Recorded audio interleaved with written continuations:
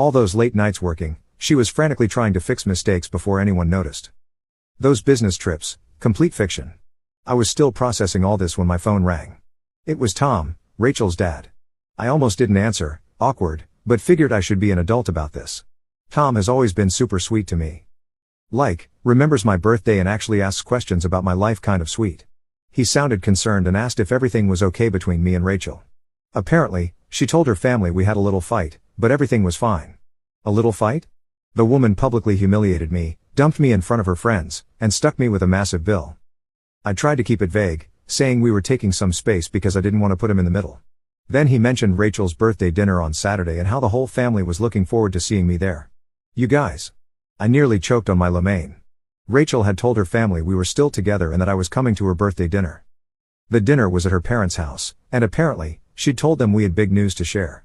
After hanging up, I sat there in shock while Victor looked at me like I'd grown a second head. He was like, is she delusional or just a pathological liar? Honestly, I was wondering the same thing.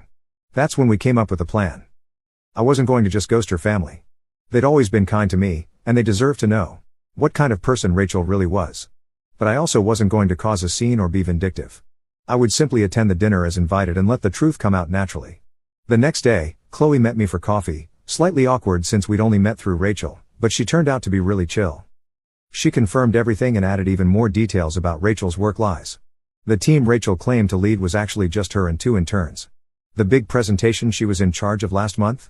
She was just operating the slideshow while her boss presented. Chloe seemed genuinely upset on my behalf, saying she'd always thought Rachel's stories about me seemed off. Apparently, Rachel would come to work complaining that I was high maintenance, when in reality, I was paying for most of our dates toward the end because Rachel claimed to be between paychecks, which I now realized probably meant she was terrible with money.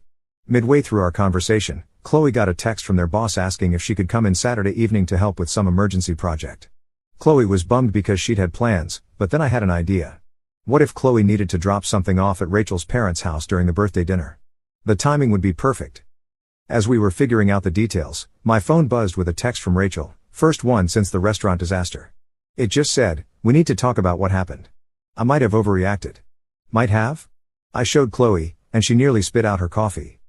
Overreacted is when you get annoyed about someone being late, not when you publicly humiliate your boyfriend of 2 years and stick him with a $300 bill. I didn't respond. Let her sweat. The next 2 days were a blur of preparation. I wasn't going to this dinner unprepared.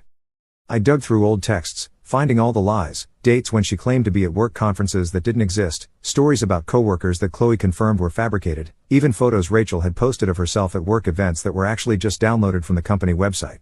Friday night,